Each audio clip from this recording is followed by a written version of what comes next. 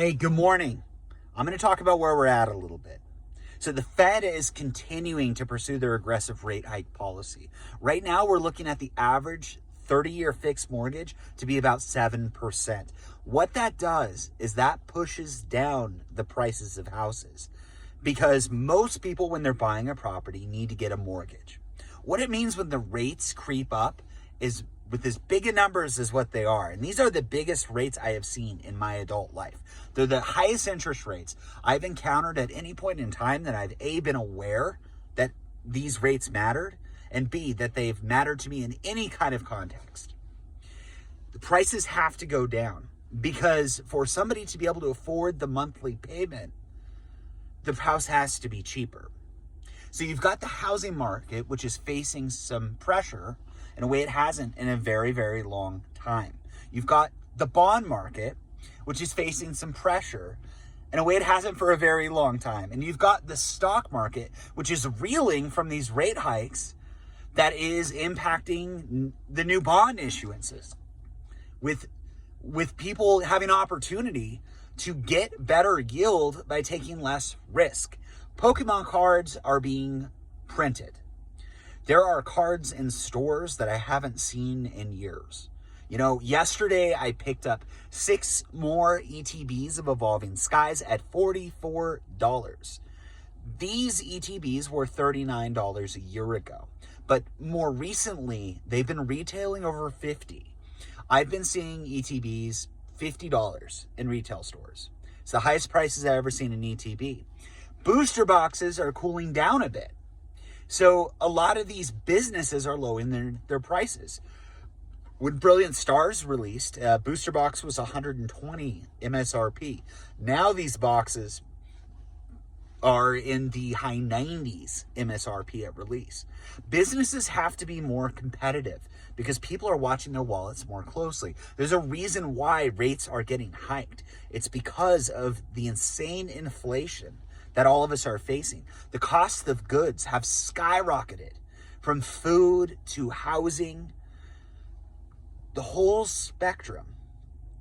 The cost to make stuff, the cost to ship stuff, the cost to display things have all gone up a lot, not even getting into labor costs.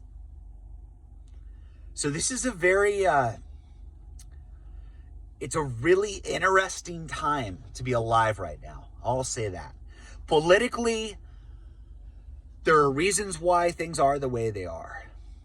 But this is not a political conversation. Part of this is secular too.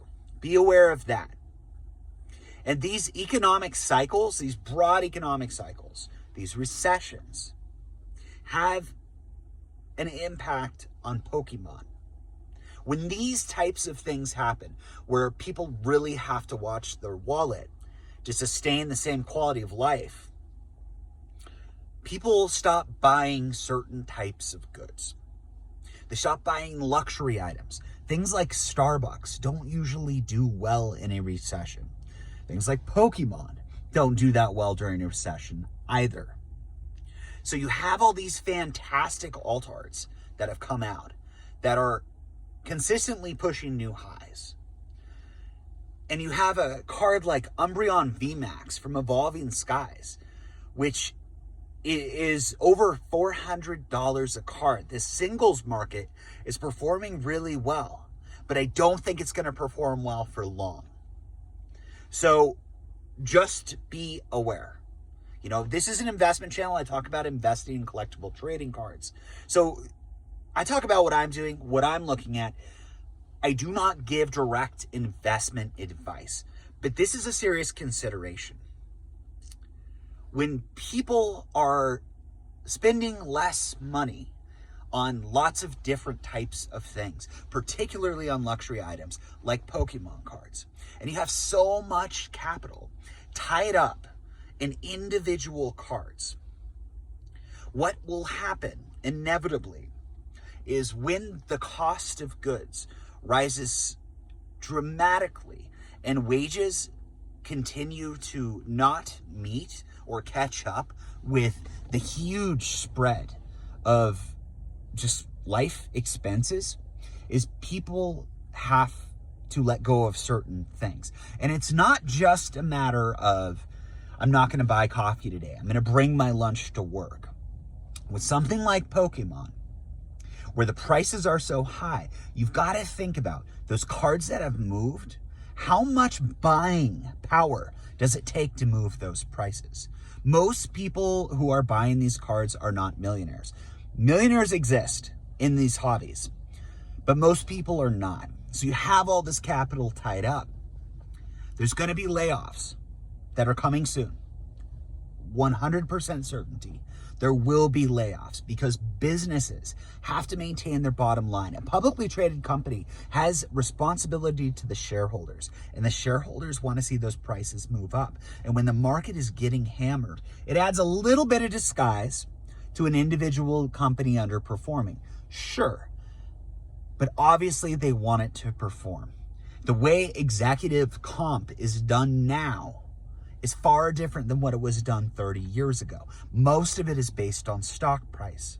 The reverse or splitting stocks doesn't work anymore as a way, an accounting trick to get the price to go up. That has been demonstrated by several massive splits recently. Amazon, Google, doesn't seem to be working. What used to happen in the past is you break it down into smaller pieces, and then people see the lower price and they want to get in at the lower price and they buy it and the price skyrockets. And that's not really the way it's played out. Some of those stocks are up, yes, but not in the way that it had worked out even a decade ago, even 5 years ago. That doesn't work. So the way they can reduce the biggest expense in any company is by eliminating labor and increasing efficiency. This is coming. So much money is tied up in Pokemon cards that basically everybody from every walk of life has put cash into it. And people, when they lose their jobs, are going to be looking to get some of that cash out. When there's enough dip in price, there could be some panic selling on a lot of these sets, and it could drive it way down.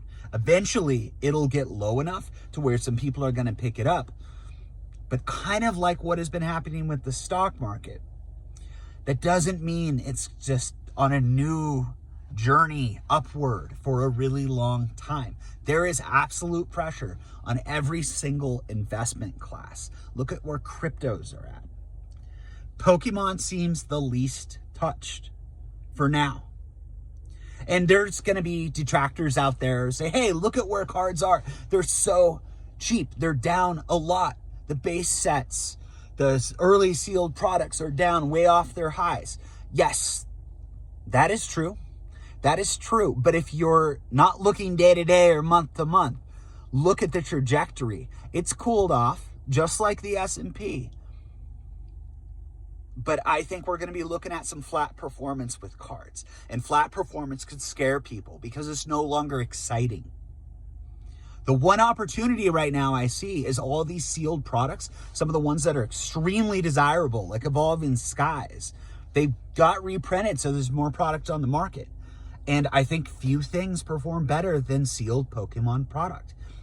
People like to argue that Pokemon is not an investment. If you believe that Pokemon does not qualify as an investment, then I highly encourage you to go look at a compounding interest calculator, a yield calculator, and plug in the price of any set from Sun and Moon, any set from XY, Black and White, any Pokemon set prior to Sword and Shield, and calculate it at the yield based on what it was on release and what it is today.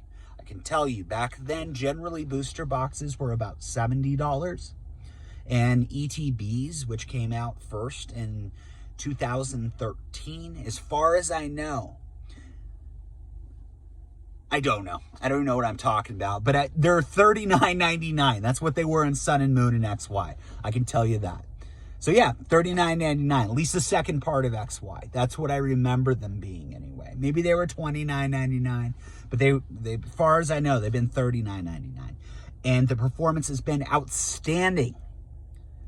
I don't know of anything else that has performed in that way. Most of those boxes are up nearly 1,000%. Some are up more, and it's mind-boggling. Some of these boxes are up 2,000%. It absolutely makes sense that the prices are going to be coming down. And part of that is demand, because when you get up these really expensive products, you're talking a box that's $2,000, like an ETB, right? $1,500 for that ETB. Well, there's a limited number of people who are going to buy it. And even right now, some of these that are $350, you know, we're talking the Team Ups, the Cosmic Eclipse, the Shining Legends boxes, and I'm talking about the Elite Trainer boxes. They're cooling off a bit. And I don't think it has to do with like the inherent value of the underlying asset class. It has to do with people don't want to spend that much money on cards right now.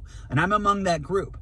I am absolutely buying Sword and Shield when I see a deal, because for me personally, when I'm searching for opportunity to make money longer term, I want to get it as cheap as possible. If I buy something for $350 and it takes a year, let's say it takes 3 years to get up to 700. Probably longer than that. Say 5. Let's say it takes 5 years to get to $700, right? That's good. 100% in 5 years. Most people would say that's phenomenal. I agree. But in Pokemon, you know, if you can get something at $39.99 and get up to $500 in 7 years, I mean, that's a way bigger money. Generally speaking, when you buy any of these sealed products retail, that's your best opportunity to have gains, because everything else you're buying has already gone up in price. It's not saying you shouldn't get some of these sets that have moved. Okay, Evolving Skies, the booster boxes, I still think it's an absolute steal. I still think it's a steal. I think there could be a little bit of pressure to bring it down, but there's too many cards. But that's kind of a unique set. I'm buying as many ETBs as I can acquire without depleting the entire supply, because I am not an asshole. And I want everybody else to have an opportunity to get it. There was like 12 ETBs at the place I went to. I've been buying those.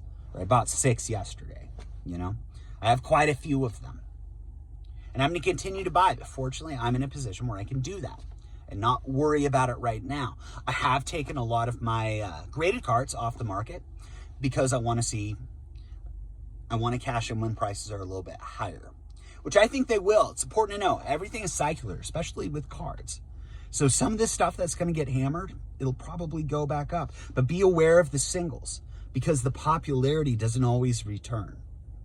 Thematically, certain types of cards are more popular over certain periods of time. Alt arts are big right now. I think they'll continue to be big, but there's always a hot new alt art. I think there's something genuinely special about the Umbreon VMAX, but a lot of these others, as cool as they are, they may not perform in the same way as what you expect.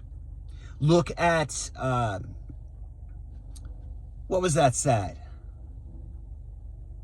The Reshiram Charizard set, I think came out in 2018, Unbroken Bonds, right?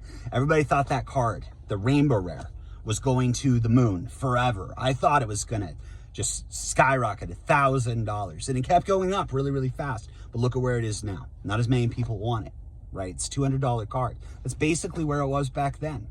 That's basically flat performance. And that was, let's see, 2, 3, 4 years of flat performance. That's not good. So this is where I'm at. This is what I see. Take it for what it's worth. If you like these types of topics, please like and subscribe. It helps me out a lot. If you think I'm full of it, let me know in the comments. And as always, I hope you have a great day and best of luck.